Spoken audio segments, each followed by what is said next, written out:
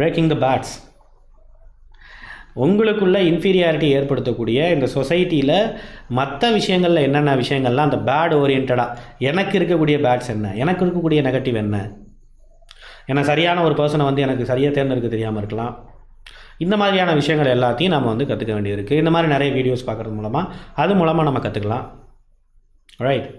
And என்னோட inability, என்னோடய profession ஓரியன்டாக, என்னோடய ஃப்யூச்சர் ஓரியன்டாக பலவிதமான ரெஸ்பான்சிபிலிட்டி இருக்குது.